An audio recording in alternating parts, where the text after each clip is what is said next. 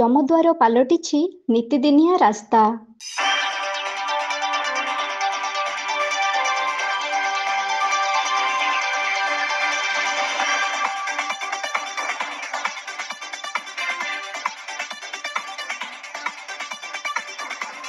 ସ୍ୱାଧୀନତାର ଅନେକ ବର୍ଷ ବିତି ଯାଇଛି। ସାରା ଦୁନିଆରେ ପକ୍କା ରାସ୍ତା ହୋଇ ଲୋକମାନଙ୍କ ଯିବା ଆସିବାର ସୁବିଧା ହୋଇଯାଇଛି।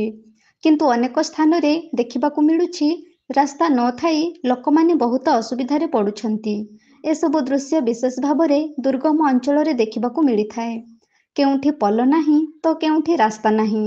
ତଥାପି ମଣିଷ ସମାଜ ନିଜ ଜୀବନ ସଉଦା କରିବା ପାଇଁ ଯମଦଣ୍ଡ ଭୋଗି ଚାଲିଛନ୍ତି। ସେମିତି ଏକ ରାସ୍ତାର ଶୋଚନୀୟ ଅବସ୍ଥା ଦେଖିବାକୁ ମିଳିଛି କେନ୍ଦୁଝର ଜିଲ୍ଲା ପାଟଣା ବ୍ଲକ ଅନ୍ତର୍ଗତ ଖିରେଇ ଟାଙ୍ଗିରି ଗ୍ରାମ ପଞ୍ଚାୟତର ନୂଆଗାଁ ଗ୍ରାମ ରାସ୍ତାରେ। ଯେଉଁ ରାସ୍ତାରେ କି ମଣିଷ ଯିବା ପାଇଁ ଅନିଚ୍ଛା ପ୍ରକାଶ କରୁଥିଲେ ମଧ୍ୟ ଯିବା ପାଇଁ ବାଧ୍ୟ ହୋଇଥାନ୍ତି। କାରଣ ଏହି ରାସ୍ତାକୁ ଛାଡ଼ିଦେଲେ ଲୋକଙ୍କୁ ଅନ୍ୟ କୌଣସି ବିକଳ୍ପ ନାହିଁ। ବର୍ଷା ଦିନର ଅବସ୍ଥା କହିଲେ ନ ସରେ। ବିଶେଷ ଭାବରେ ସ୍କୁଲ ପିଲାମାନେ ସ୍କୁଲ ଯିବା ପାଇଁ ନାହିଁ ନଥିବାର ଅବସ୍ଥା ଭୋଗୁଛନ୍ତି। ଦୈନନ୍ଦିନ ଏହି ରାସ୍ତାରେ ଶହ ଶହ ଗାଡ଼ି ଯିବା ଆସିବା କରୁଥିଲେ ମଧ୍ୟ ରାସ୍ତାର ଅବସ୍ଥା ଯେ କେବେ ସୁଧାର ଆସିବ ତାହା ଏକ ପ୍ରଶ୍ନବାଚୀ ସୃଷ୍ଟି କରୁଛି। ଏହି ରାସ୍ତା ପାଇଁ କେବଳ ଯେ ନୂଆଗାଁ ଯମଦଣ୍ଡ ଭୋଗୁଛି ତାହା ନୁହଁ। ଏହି ରାସ୍ତା ଉପରେ ପାଟଣା ବ୍ଲକ ବ୍ୟତୀତ ସଦର ବ୍ଲକ ଏବଂ ଘଟଗାଁ ବ୍ଲକର ଅନେକ ଗାଁ ନିର୍ଭର କରିଥାନ୍ତି।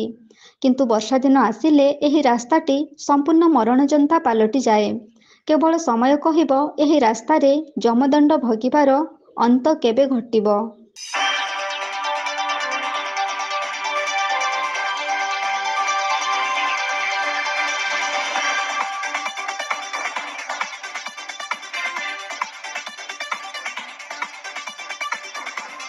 କେନ୍ଦୁଝରରୁ ବାସୁଦେବ ସିଂଙ୍କ ରିପୋର୍ଟ, ଏବି ନ୍ୟୁଜ।